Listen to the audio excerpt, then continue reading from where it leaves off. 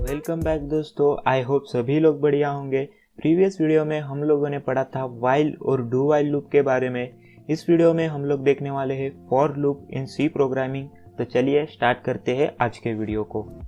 तो for loop का syntax कुछ इस प्रकार का होता है, जिसमें हमें पहले इनिशियलाइजेशन स्टेटमेंट मिलता है, ठीक है। सेमीकोलन लगा के हम लोग एक्सप्रेशन लिखते हैं और यहाँ पे होता है अपडेट स्टेटमेंट।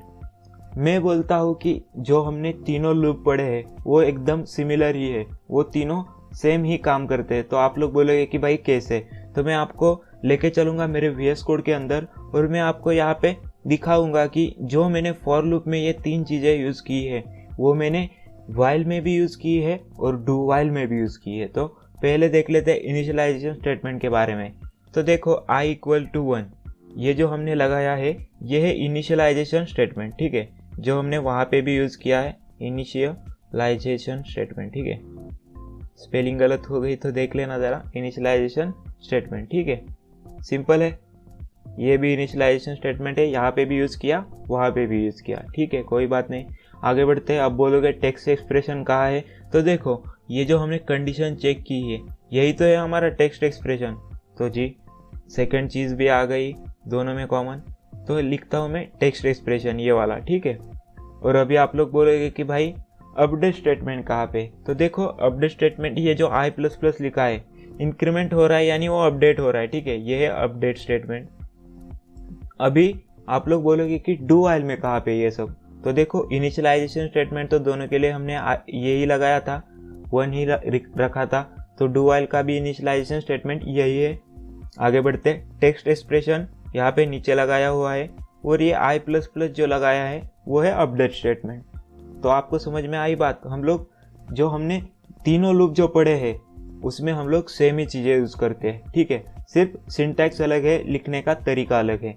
अभी अगर ये सब यहाँ पे जो लगी हुई ये जो एक्सप्रेशन है ये अगर ट्रू हुई तो हमें पता है कि लूप वाला जो ब्लॉक है एग्जीक्यूट होता है। सिमिलरली यहाँ पे अगर ये कंडीशन ट्रू इवेल्युएट हुई तो ये ब्लॉक एग्जीक्यूट होता है, नहीं तो वो लूप के बाहर चला जाता है।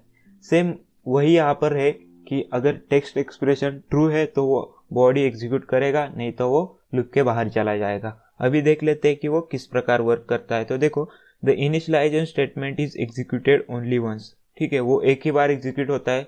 जैसे कि यहाँ पे हमने एक ही बार में इनिशियलाइज किया था i को 1 से, तो सिमिलरली यहाँ पे भी वो एक ही टाइम एग्जीक्यूट होता है। आगे बढ़ते हैं। The text expression is evaluated if the text expression is evaluated to false then loop is terminated. हमने देखा अगर वो फॉल्स है तो लूप टर्मिनेट हो जाएगा, अगर ट्रू है तो वो लूप के अंदर जाएगा और बॉडी एग्जीक्यूट करेगा। However if the text expression is evaluated to be true, ठीक है, अगर वो ट्रू है तो क्या होगा, statement inside the body of for loop are executed. जो भी हमने बॉडी में स्टेटमेंट लगाए हैं वो एग्जीक्यूट होंगे और क्या होता है तो अपडेट होता है एक्सप्रेशन, ठीक है, अपडेट एक्सप्रेशन इज अपडेटेड। मतलब ये जो हमने i++ लगाया है वो यहाँ पे भी होता है। देखो ये वाला, ये जो मैं अभी हाईलाइट कर रहा हूँ ये ऊपर वाला, हाँ, तो ये अपडेट होता है। अभी आगे बढ़ते हैं।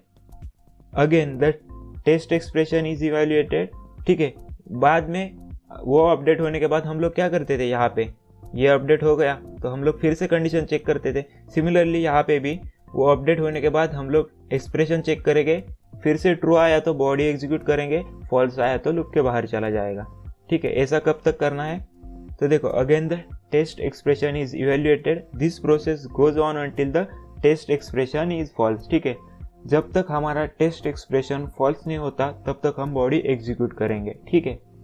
तो चलते हैं VS कोड में एक नई फाइल बनाता हूँ फॉर loop.c करके, और ठीक है यहाँ पे हम लोग लिखते हैं अभी हमारा कोड। तो पहले मैं बॉयलर प्लेट कोड लगाता हूँ और एक यहाँ पे हमें लिखना है फॉर लूप, ठीक है। अभी मैं क्या करता हूँ देखो,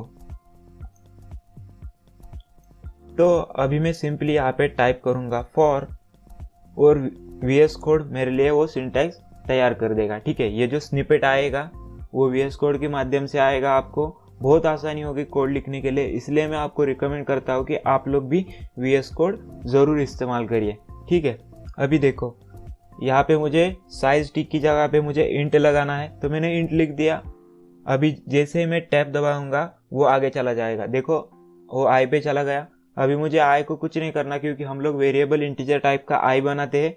और अभी मुझे काउंट की जगह पे लिखना है 10, क्योंकि हमारा लूप 1 से 10 तक चलेगा। ठीक है, आई प्लस प्लस हुआ, कोई बात नहीं। अभी मैं टैब दबाऊंगा वो नीचे आ जाएगा। यहाँ पे मुझे कोड लिखना है, तो मैं सिंपली क्या करता हूँ, जैसे हमने वाइल में किया था। ठीक है, हम लोग वैल्यू प्रिंट करते हैं आई की और दिखा देते हैं सिर्फ। ठीक है, तो मैं यहाँ पे लिखता हूँ the value of I is %d और यहाँ पे कॉमा लगा के आई लिखता हूँ। ठीक है, यहाँ पे एक बैकस्लैश n लगाता हूँ ताकि नई लाइन पे चला जाए। ठीक है, सिंपल है। यहाँ पे मैं आपको बताता हूँ कि देखो ये इंट i इक्वल टू 0, ये जो मैंने अभी हाईलाइट किया है वो क्या है, वो है इनिशियलाइजेशन। ठीक है, ये जो सेकेंड वाला है ये वो यहाँ पे कंडीशन चेक करता है। मैंने इसको क्या बोला था, हम लोगों ने इसको क्या बोला था, तो टेस्ट एक्सप्रेशन बोला था। तो ये i इज लेस देन 10 ये टेस्ट एक्सप्रेशन है। और ये जो इंक्रीमेंट वाला कोड है इसे हमने क्या बोला था, तो इसे बोला था अपडेट स्टेटमेंट।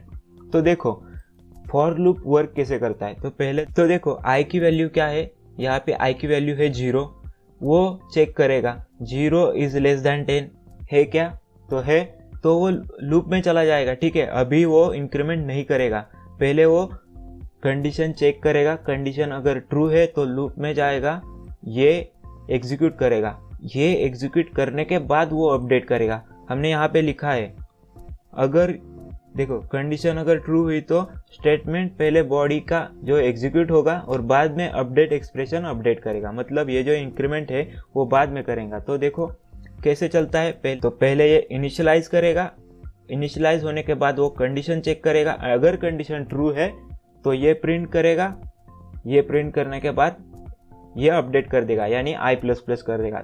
तो देखो तो i की वैल्यू 0 है, 0 से 9 तक नंबर प्रिंट हो जाएंगे। और जैसे ही i की वैल्यू 10 होगी अपडेट होके, तो वो फिर से कंडीशन चेक करेगा, 10 इज लेस देन 10, कंडीशन हो गई फॉल्स, तो लूप टर्मिनेट हो जाएगा और हमारा आउटपुट आ जाएगा 1 से लेके 9 तक नंबर प्रिंट हो जाएंगे। तो मैं सिंपली रन करके आपको दिखा देता हूँ। तो देखो the value of i is 0, the value of i is 1।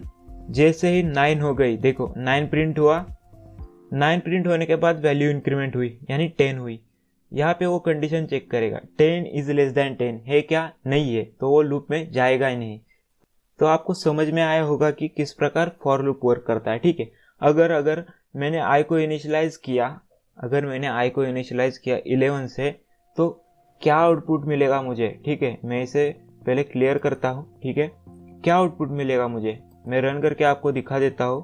ठीक है, देखो कुछ भी आउटपुट नहीं आ रहा मुझे, ऐसा क्यों हुआ, क्योंकि देखो वो पहले इनिशियलाइज करेगा, i की वैल्यू है 11, अब वो कंडीशन चेक करेगा 11 इज लेस देन 10 है क्या, 11 इज लेस देन 10 नहीं है, कंडीशन हो गई फॉल्स, तो वो लूप में जाएगा ही नहीं, ये एग्जीक्यूट होगा ही नहीं। तो आपको पता चला किस प्रकार फॉर लूप वर्क करता है। ठीक है, तो जितने भी आपको फॉर लूप, जो भी वाइल, डू वाइल, फॉर, इन सब पे जितने भी क्वेश्चंस आपको मिलते हैं आप खुद से ट्राई करो।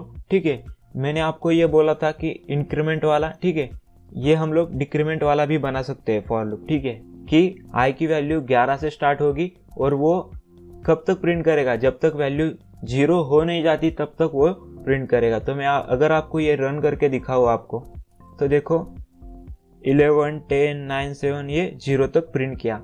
ऐसे क्यों हुआ, तो देखो यहाँ पे i की वैल्यू इनिशियलाइज किससे की, हमने 11 से की, वो कंडीशन चेक करेगा 11 इज ग्रेटर देन और इक्वल टू 0, 11 0 से बड़ा है क्या, तो है, तो लूप में जाएगा और 11 प्रिंट करेगा। फिर i माइनस माइनस होगा, i माइनस माइनस मतलब 11 जो i की वैल्यू है वो 11 से चेंज होके 10 हो जाएगी, फिर से कंडीशन चेक करेगा, प्रिंट करेगा, फिर डिक्रीमेंट होगी, कंडीशन चेक करेगा, प्रिंट करेगा। ऐसा कब तक करेगा, जब तक वैल्यू ग्रेटर देन और इक्वल टू 0 हो नहीं जाती तब तक। ठीक है, मैं इसे अगर चेंज करके करूँ, ग्रेटर देन और इक्वल टू 5 करूँ, तो मुझे जो है 11 से लेके 5 तक सारे नंबर प्रिंट होके मिल जाएंगे। ठीक है, देखते हैं हम लोग। तो मैं इसे रन करता हूँ सिंपली। तो देखो 11, 10, 9, 8, 7, 6, 5 5 से बड़े सारे नंबर हमें मिल गए। तो आई होप आपको समझ में आया होगा कि फॉर लूप किस प्रकार वर्क करता है। मैं मिलता हूँ आपको अगली वीडियो में, तब तक के लिए बाय बाय, टेक केयर।